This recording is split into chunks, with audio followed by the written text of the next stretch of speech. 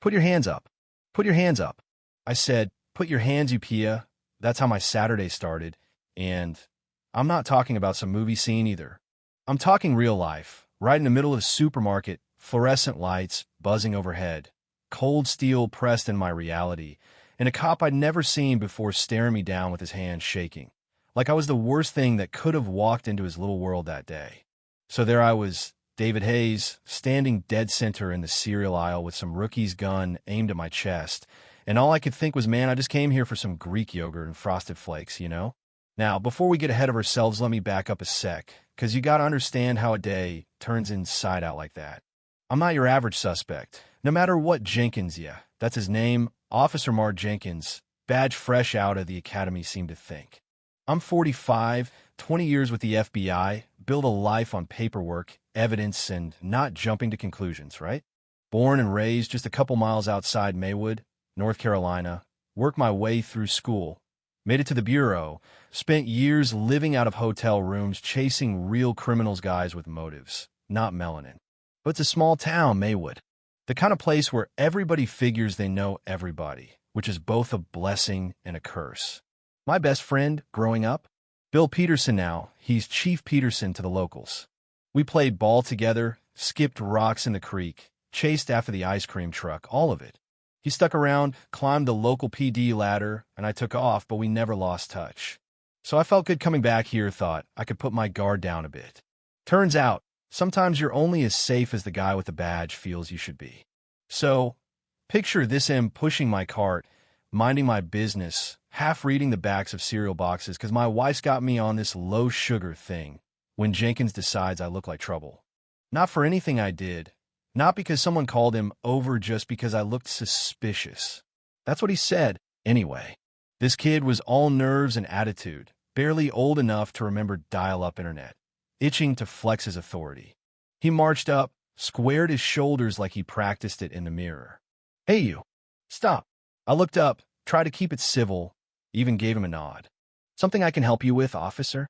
But there was no talking to him. His eyes had already made up their mind, too dark, too out of place, too something. I told him I lived here.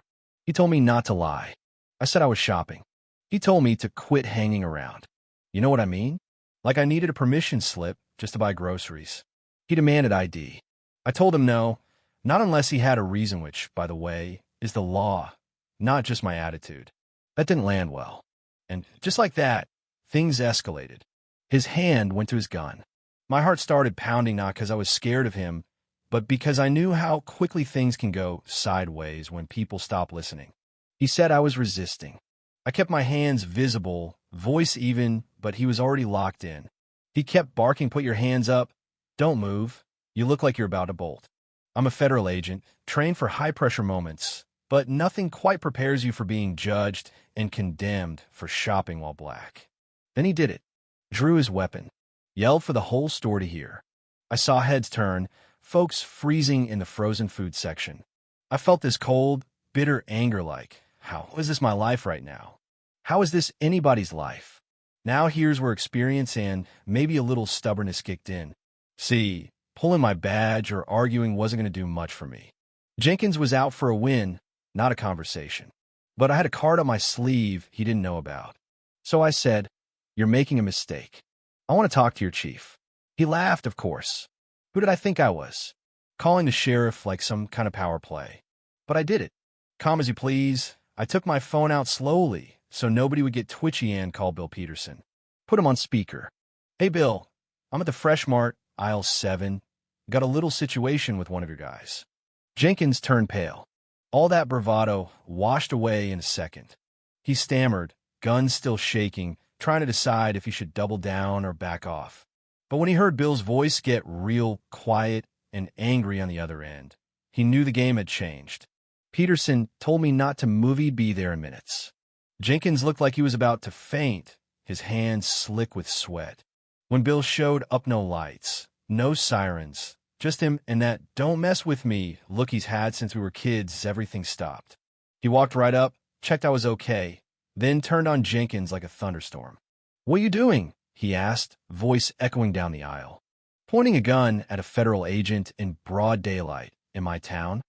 Jenkins tried to stutter out some defense I didn't know, got nervous, thought I was reaching for something.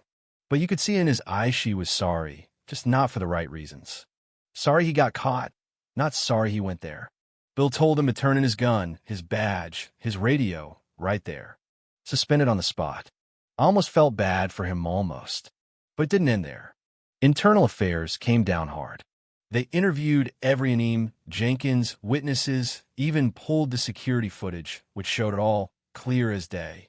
Jenkins trying to justify it, saying I looked like I was about to run, that I made him nervous, never once admitting the real reason, the reason we all knew. The report was brutal abuse of power, reckless endangerment, racial bias, the whole checklist. He was fired before the week was out. Afterward, Bill sat down with me. Said he was sorry, really sorry, and I could see he meant it. Told me they'd do better, screen better, train better.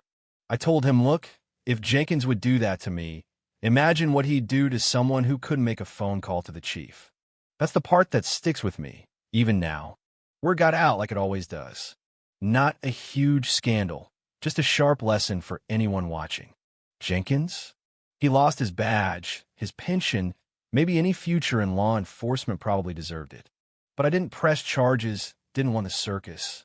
I just wanted him gone, and for the next Jenkins to think twice before pulling a gun on someone who looks like me for no damn reason. That's what comes down to, isn't it?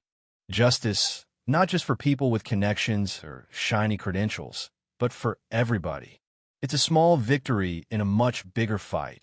And yeah, it's satisfying to know the right thing happened for once. But there's always that question, what about next time? Who's going to stand up? Who's going to get hurt? Who's going to hold the badge and the gun? So let me ask you, was firing Jenkins enough?